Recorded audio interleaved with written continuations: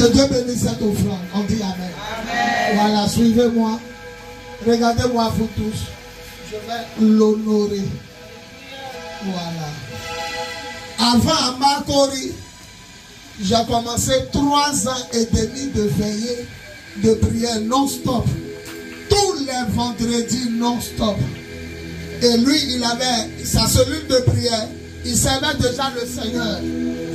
Et il était aussi au collège Trèche-la-Plaine. Ils m'ont plusieurs fois invité. Et ce que je remarque de cet homme de Dieu, l'humilité, la persévérance, l'onction.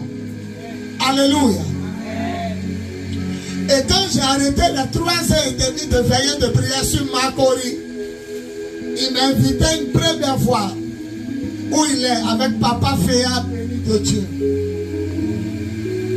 En ce moment où j'avais prêché, je crois que Nestor David était encore à l'église. Où il dit, j'ai dormi sur le banc des églises, tout ça, c'est chez eux. À l'époque même, il a fait quelques prestations, et puis je suis passé à une veillée. Ce qui m'a marqué dans l'église, c'est les pagnes qui étaient en haut, qui servaient de plafond. C'était ma première fois de voir ça. J'ai dit, mais c'est joli à voir, je n'ai jamais vu ça, des pagnes. Mais la deuxième fois où il m'a invité, c'était à la BAE. Ce jour-là, il a mis 1000 chaises. Il faut dire 1000 chaises. Quand il est venu m'accueillir, pendant qu'on marchait, il dit, wow, wow, tu as mis combien de chaises? Il dit, il a mis 1000 chaises. Il y avait du monde. On marche, on marche, on marche. Pour aller arriver à la chaire là-bas, ça ne finit pas. On marche. Et il m'a fait l'honneur de prêcher avec le père, Papa Jean-Marie Do. Il était orateur. Et puis, Papa béni de Dieu, Féa était orateur. Il y avait Carl Mathieu qui est décédé. Père à son âme. On était beaucoup sur l'affiche. Et moi, j'étais le docteur Biz. Et Domoro, le père Domoro lui a demandé, il dit, mais lui, il est jeune et puis il est docteur. Donc, quand le prophète Domoro partait, le père, moi, je venais avec le pasteur Christian. Et c'était ma première fois de saluer le père Domoro. Et il a dit, il va. Mais c'est à cette veillée que je vais dire quelque chose qui s'est passé qui m'a marqué. Papa béni de Dieu m'a regardé. Il dit, je suis le dernier orateur. Mais je m'en vais quelque part. Est-ce que tu peux passer à ma place? Et je suis passé ce jour-là en dernier orateur. Ma première prise de parole, j'ai demandé où se trouve la rue Princesse. Je ne sais pas si tu te rappelles. Et tout le monde disait comme ça. Et il dit, cette rue-là, il y a la prostitution là-bas. À cause de la statue qui est calée au carrefour. Et on va déloger la statue le jour-là. Quand il a fini de prêcher, il lui a demandé mon passage était comment. Et il est tellement humble et puis il est sage. Il dit non, les gens aimaient. Ouais, mais les gens disaient que tu es un peu orgueilleux parce que comment on peut détrôner une statue qui est placée à Yopougon, à un carrefour. Il y avait une statue d'une femme. Non, le de la statue. Il dit c'est la statue là qui fait que la rue est prostituée. On attend enlever la statue. Et tout le monde, il dit, rue Princesse à où? Tout le monde a tendu la main dans une direction. Il dit, enlevons la statue. On a prié, combattu et Dieu s'est manifesté. À la fin, il m'a dit, non, les gens aiment, mais on dit que tu es un peu. Voilà, comment enlever une statue en béton? Mais quand Alassane est devenu président, il dit que Gbagbo a mis écouteur dans les statues en Côte d'Ivoire. Et que lui, il ne veut plus voir celui qui dit Amen. On va enlever les statues. Il m'avait invité en 2005, 2005, 2006, 2007. Quand ils ont pris le pouvoir, ils ont enlevé la statue. Et Dieu me dit, regarde à la RTI. Je regarde à la RTI, on nous remonte la rue Princesse. C'est fermé. Il n'y a plus Mbaki. Et le caméraman regarde et puis il dit, regardez ce qui reste de la rue Princesse. Et puis les feuilles mortes là, les feuilles mortes sont en train de balancer. Et puis le Seigneur me dit, c'est ta prière que tu as fait à Yopougon. C'est cette prière là qui a détrôné la statue. Celui qui dit Amen, on va enlever son problème. Celui qui dit Amen, on va enlever son problème. Il dit si quelqu'un dit quelque chose et qu'il ne doute pas, mais s'il croit dans son cœur que ce qu'il dit arrivera, il le verra s'accomplir. Peut-être 5 ans plus tard, la statue a été détrônée. Un jour est passé à Yopougon, il a vu sa bouquet, c'est un bouquet de fleurs. Ils ont mis beaucoup de fleurs comme ça à la place. Voilà. Dieu a enlevé cette statue en béton. C'est un grand homme de Dieu. Il permet même à beaucoup de ses collègues, amis pasteurs, de voyager. Il crée les contacts.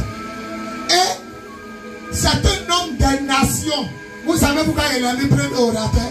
Parce qu'il est toujours parti. Il ne veut pas le bloquer. Il pouvait le mettre deuxième ou bien dernier. Mais je me dis que même pour la voix, ce n'est pas facile. Tu l'appelles, il est dans 40 jours de jeûne. Tu l'appelles. Non, au moment où tu m'as appelé, il est en train de prier. Même mardi, il l'appelle. Il est en train de prêcher. Non, il dit, bon, mon frère, il faut venir, tu vas passer premier. Et puis nous, on t'accompagne, tu vas partir. Parce que c'est un véritable apôtre des nations. Il y a un homme de Dieu qui a dit que la Côte d'Ivoire va remporter la Coupe d'Afrique. C'est son père spirituel. Est-ce qu'on peut se lever pour acclamer son père spirituel? De Dieu, c'est un grand homme de Dieu. Acclamons le Seigneur pour la vie de son père. On peut s'asseoir. Il y a une fille qui m'a dit quelque chose qui m'a fait mal au cœur. On dit les joueurs, les éléphants de Côte d'Ivoire ont réuni près de 200 millions pour donner aux catholiques et pour donner aux musulmans. Là voilà.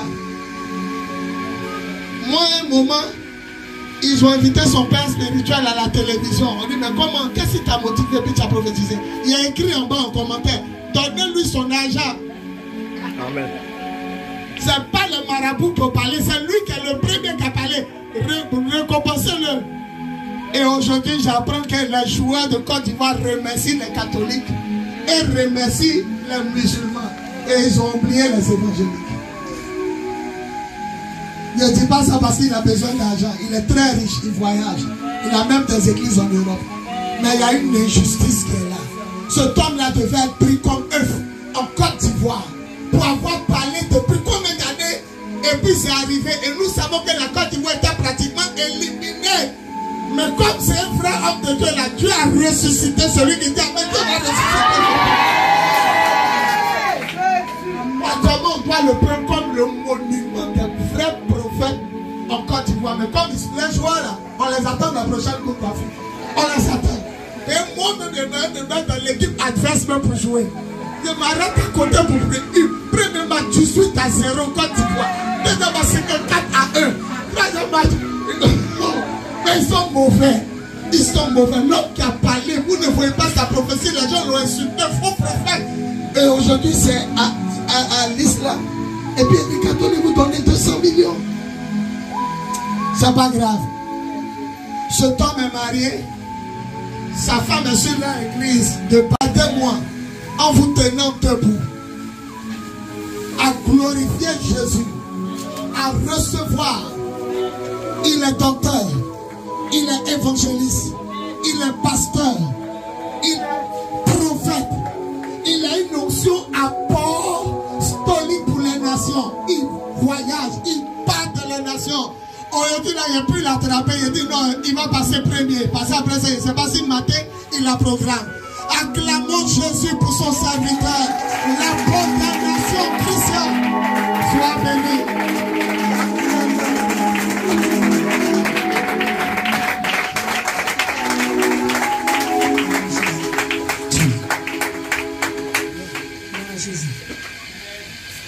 Amen.